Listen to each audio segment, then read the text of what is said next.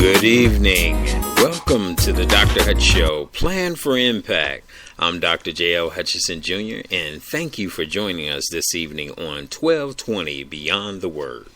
And I'm Evangelist Elaine P. Jones, co-host. Today we will be discussing the topic, Vision, Step 7. Today we're going to be talking about step number 7, the vision. You need to see what it is that God has in store for you. And the process of the 7 steps to change your life is to take you through that evolution. And I equate this, my 7 steps to change your life, is when the Israelites was spent 40 years walking in the wilderness. Every step they took was important. And they were roaming around looking for what God had already promised them. And that's what we do. We find ourselves looking around for the things that God has already prepared for us. But it takes faith for us to believe. And I believe the number 7, basically 7 steps, number 7 being complete. So when they made those last 7 steps and stepped into the promised land, it was complete. That God had completely gave them the vision of where they needed to go, what they needed to encounter in order to get what God had in store for them. Last week we talked about becoming the person that God called you to be. And step number 5, we talked about making a list of priorities and the things that's important to you, what you like, and what God has given you, the things of what you like to do, because we all enjoy certain things. And step number 4, building a team, how important it was to have the right people in your life when you get ready to cross over to the promised land of what God has in store for you. And step number 3, we talked about the overcoming problems in family, because sometimes we have those issues where we have to deal with the things in the family, but we all have to understand our role. And those issues that we have is the thing of we're making that change, and sometimes people can hold us back. Sometimes people can prevent us from reaching what God has promised us, because in the Israelites, the older generation was holding the younger generation back to reaching the promised land. And when they finally reach the promised land, those young people are in their 40s. So, and Joshua was taken over, and Moses had died. And the older people had died off. All the older people had died off, a new generation. And it reminds me of my people that I went to high school with. We're in our 40s, and we're the new makers and shakers of the generation to come. And now our children are up and growing, and now they're looking at taking over the helm. And back to what we were talking about, step number 2 is setting a timeline, how important it is to put dates with things that we need to accomplish and put action behind it. And step 1 was identifying what goals that are important to you and goals that are important for God, because God has given us a promise, and He had made us and created us for a purpose. And that's the 7 steps, and changing your life is all about. And we want you to understand that we come on the air. Our ministry is to impact your life, is to help you understand certain things that you may not understand, and to interpret things in such a way that you can understand and apply it to your life, because we're all about application, not just listening and talking about it. Is actually telling you and teaching you how to apply those things to your life. And we want you to understand, who are you now? So who are you now is based on the experiences and the things that you have encountered and the challenges that you have had in your life.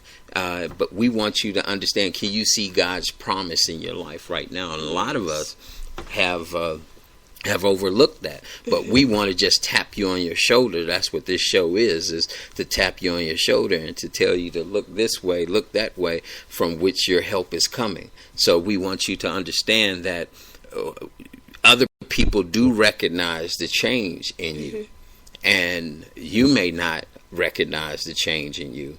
You know, we have seen some things that have happened in our life, some things that were good, some things that were bad, but we all got results based on the things that we have encountered. Right. And the thing is, do you understand the man or the woman in the mirror? You know, understand that you are there to help your neighbor. Who is your neighbor? And your neighbor is the person that's not next door to you, is every man.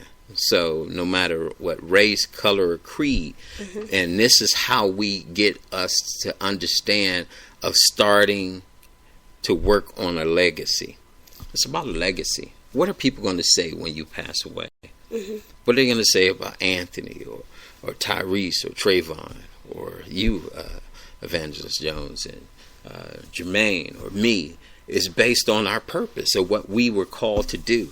Our skills and our ability and our capacity to acquire them is deliberately gave us a systematic understanding that we can do certain things and carry out certain activities based on how we were trained in our experience. But our knowledge is the state of fact of knowing and understanding the things that we have gained through experience or study. That's the knowledge that we have. But specifically, us as Christians, studying the Bible is very important because we need to study Scripture and pray without ceasing, because it's important.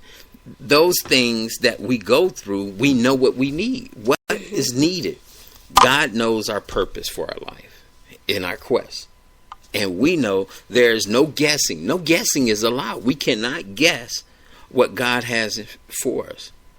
We are required to seek the Lord. We are. That's true. And how are we going to fulfill his purpose without venturing out and putting action behind it? You cannot stay in your comfort zone and follow God. Right. That's true. You know, it's just like the series by John Blackaby about experiencing God.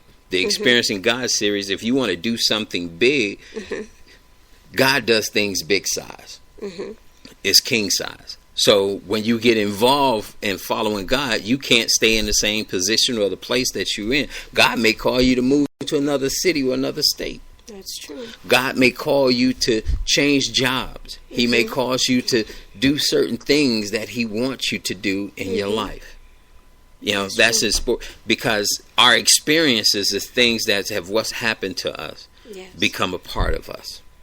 Facing yourself is not easy. The truth is not easy. That's true. Our experience hurts. It does. You may find yourself going to court. You may find yourself being sued. You may find yourself being talked about. You may find yourself, and all these things that have happened to you can change your direction. That's true. And changing your direction, your life can be changed by where you live. Be careful about the decisions that you make, because it can change your direction. You may be angry at somebody, but God may have that somebody may have a message for you to change your direction. That's true. I like to say sometimes, Dr. Hutch, your situations, your trials and tests, you can either allow them to make you bitter or you can let them make you better. Yes, that is so true. And realize something to people. God gives us gifts. Some people are more talented than others. Some people are talented in different fields or different things. That's true. And God gives us gifts for a purpose. And we have that talent, but we need to believe in the spiritual gifts that we have. You know, not just speaking in tongues. You know, not just the gift of prophecy. You know, we want you to understand, let's think about this.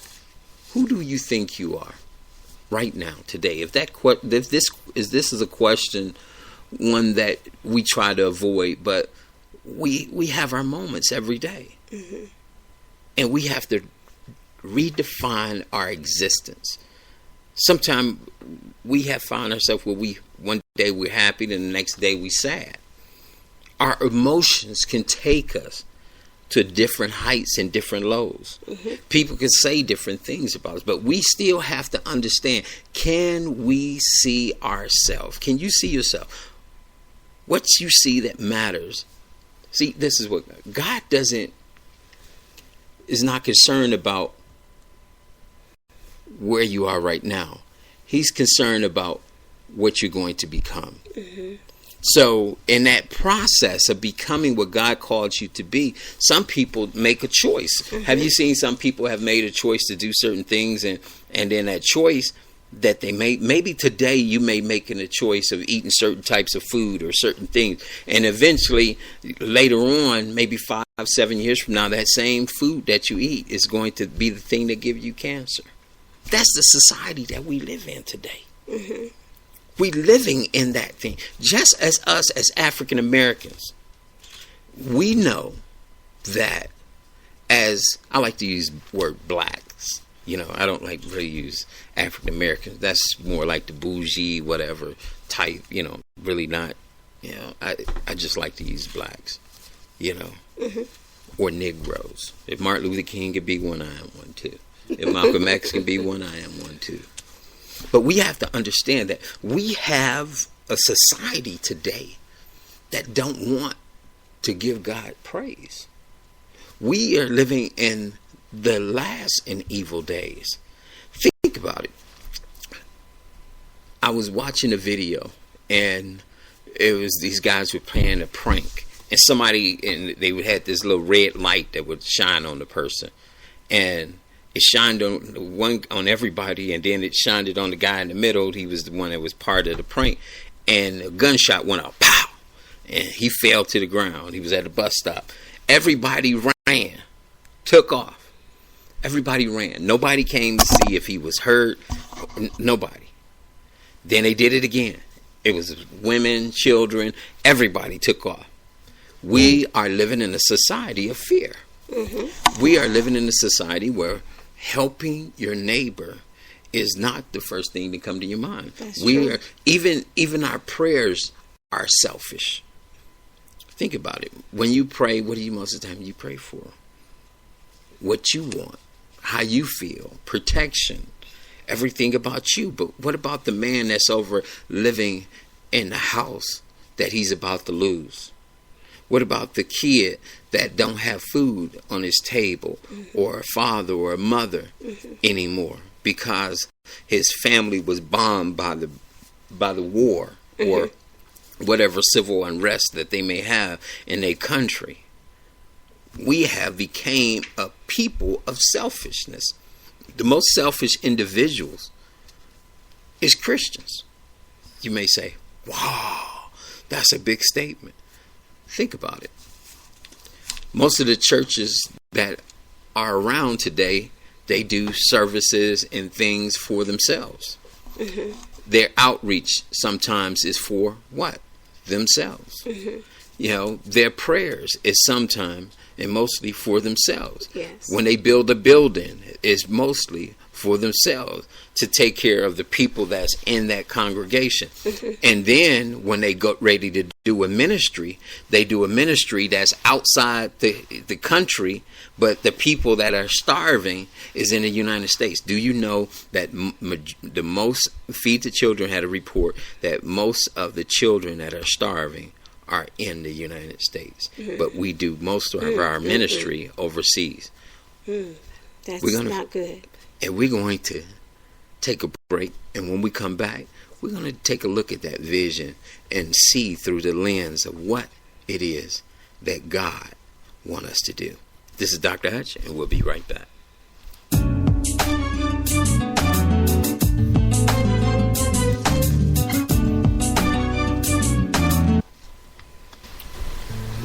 Dr. J.L. Hutchinson, the host of the Dr. Hutch Show. And I'd like to thank you for listening to my show, but I would like to tell you about my 7 Steps to Change Your Life, a program that I put together to impact your life and impact other people's lives. Elaine, could you tell them how they could sign up for that? Sure. 7 Steps to Change Your Life is an in-depth continuation of Dr. Hutchinson's training on Raw, which in fact takes you through each step of the training and really encourages you to get raw in regards to your business and personal life while achieving the goals you have made for yourself and your business. For more information, contact Dr. Hutch International at 216-264-6214 or email elaine@drhutchinternational.com.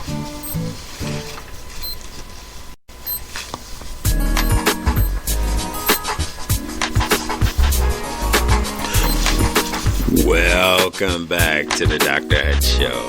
I'm Dr. J.L. Hutchinson, and we are talking about vision, 7 steps to change your life. Just before we went on a break, we were trying to get to look through the microscope and see the vision that God has for us. And I was relating some things in regards to our culture as blacks. We need to understand something. We have issues of coming together. Unity is an issue. And when unity is an issue, people can't come together without unity. You cannot do anything without unity because we all need somebody. Right. We all need to come together as a group. You know, no matter what race, what color, what creed, we all need to come together. You know, just this past few weeks, and just this past week, as a matter of fact, we doing business, and I have some guys that are Chaldeans I'm doing business with, and then we have some Jewish guys we're doing business with, and some blacks that we're doing business with. And we're coming together to fulfill a goal and accomplish a goal. And, you know, I was on the phone yesterday with my business partner and friend from China. He's here in North Carolina. We were talking about business, about things that we're doing and projects and stuff like that. And he was getting me to understand the Chinese culture, and I was getting him to understand the American culture of doing business and how things are done. And he's in the business of his industry. He was explaining to me his industry, and I was explaining to him my industry and my profession. And we came to a point, but when we finished the conversation, it was like the question was, do you understand me? My question was, do you understand me? Where I'm coming from. And then I didn't feel that he understood what I was talking about completely, so I turned around and I sent him an email to clarify things. See, sometimes God sends the Holy Spirit to clarify some things in our life. That's true. And to clarify our loyalty, our relationships that we have with individuals, and in order to accomplish things. You know, do we have things in common? That's important. We got to have that thing that's in common. And as I was talking about, as far as people go overseas and they reach out to the ministries, yeah, I'm not saying that those missionaries and ministries are not successful, but we have things here at home where we are suffering. Right.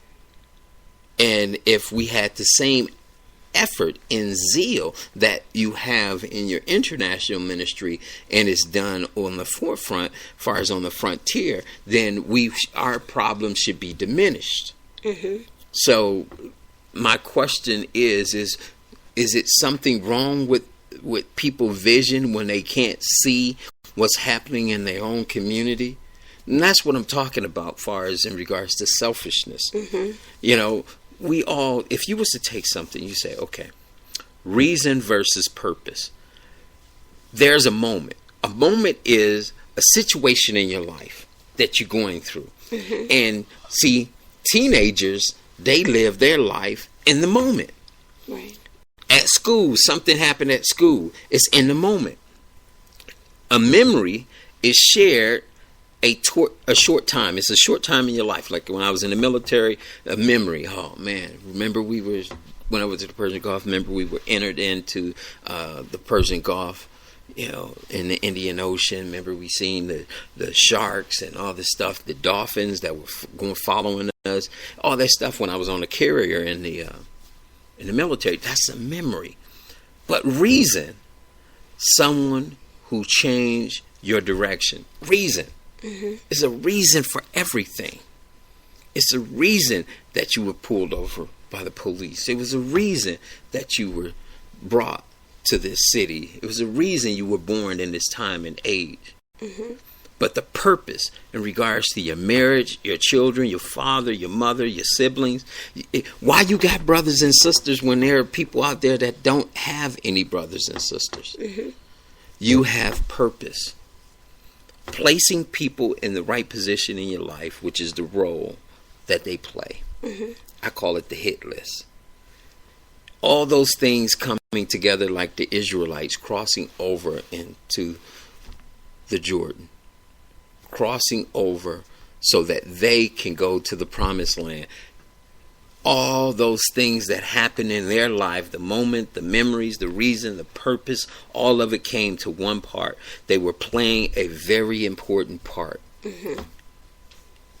But what people felt in life is because they're out of position.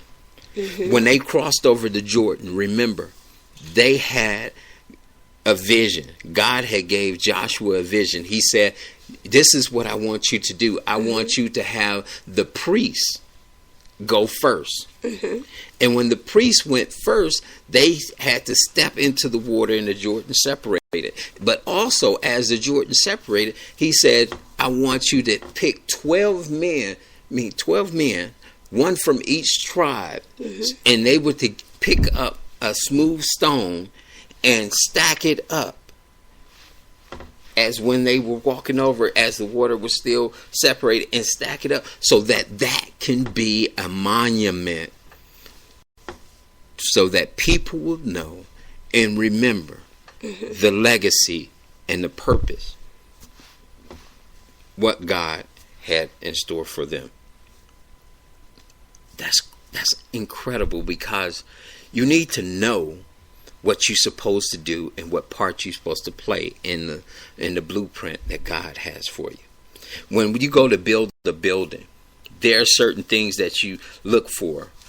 Where the screws go, where the nails go, where the certain types of wood go, metal, steel, aluminum. In a blueprint, when you build in a house, certain things got to go in a certain place. Right. You cannot put aluminum on the floor instead of wood, because after a while it's going to bend. It's not as strong. It's not as flexible. It's flexible. It's too flexible. Right. So eventually you're going to have some problem. You're going to have to replace that. Folks, that's what I mean about people in your life. You put them in the wrong place.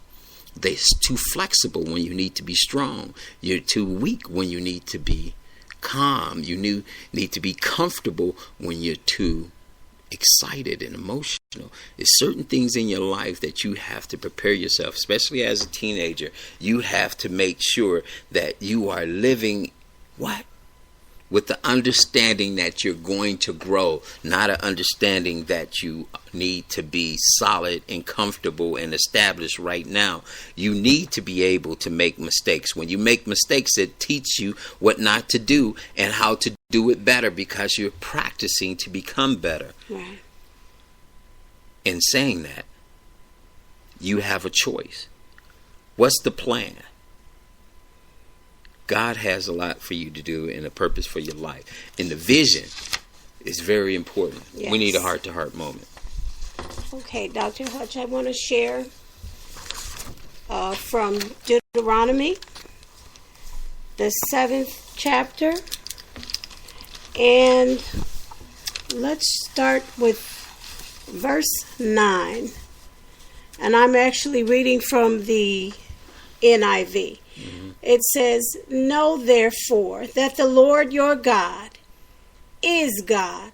He is the faithful God, keeping his covenant of love to 1,000 generations of those who love him and keep his commands. Verse 10 says, but those who hate him, he will repay to their face by destruction. He will not be slow to repay to their face those who hate him. We're talking about vision today, and this verse, these two verses, remind me that if we keep this in perspective And keep this in our hearts and our minds, knowing that our God is God. And that he loves us and sees and knows and has made a covenant with us to help us, to bless us, to protect us, and all of the other things that God has promised. Then that will help be our barometer. That will help be what we need to keep us within the right confines, to not get too far outside of where we should not be, like you were saying. And we're bringing in even the right people in our life. When we have a vision of who we are and who God is, and God's purpose for us, that helps us keep everything else in perspective, because these two verses tell us, first off, that God loves us.